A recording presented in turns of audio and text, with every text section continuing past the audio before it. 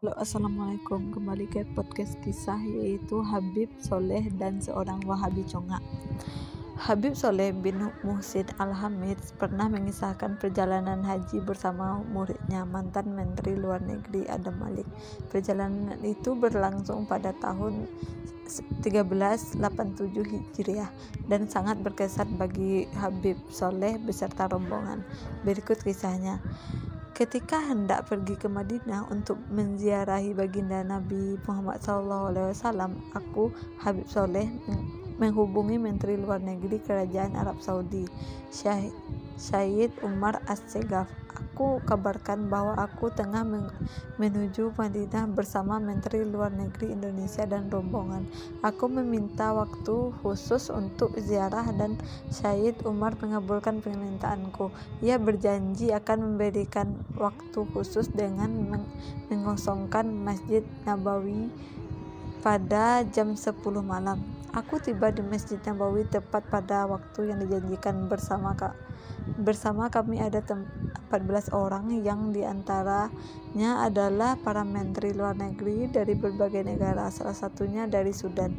Kami berziarah ke pusara baginda Nabi dalam suasana yang khusyuk dan tenang. Setelah ziarah selesai, kami melaksanakan salat Isya, kemudian menginap di hotel yang telah disediakan. Pagi harinya, aku, Habib Soleh, berbincang santai bersama sejumlah orang, di antaranya adalah Haji Abdullah Syafi'i dan Haji Darwis. Kami menceritakan pengalaman ziarah pada hari sebelumnya yang diliputi dengan kenangan, cahaya, dan asrar rahasia. Dalam ziarah itu, kami bertawasul kepada baginda Nabi lalu mendoakan rakyat Indonesia dan Presiden Soeharto secara khusus. Di tengah perbincangan, tiba-tiba muncul seorang lelaki yang berseru kepada salah seorang penghuni hotel, "Untuk apa berziarah? Untuk apa tawasul? Itu adalah perbuatan syirik." Lalu lelaki itu kemudian mengucapkan kata-kata yang menyakitkan hati. Aku langsung bangkit dari tempat duduk. Aku mengambil sandal dan kulemparkan ke wajahnya.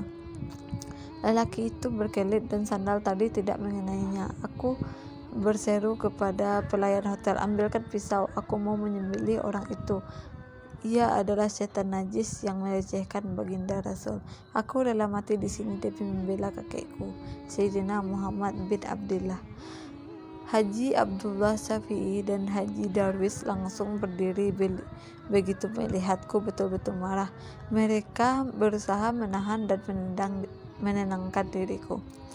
Mereka kemudian membujukku agar masuk ke kamar hotel. Aku berkata kepada mereka, orang itu takkan bisa menunaikan haji dan wukuf di Arafah. Seusai insiden di hotel, lelaki tadi melaksanakan tawaf umrah. Kemudian di sampingnya ada seorang perempuan Habasyah yang tinggi, besar, dan terlihat kuat. Lelaki itu iseng menyentuh salah satu bagian badan sensitif dari si perempuan dengan sikutnya.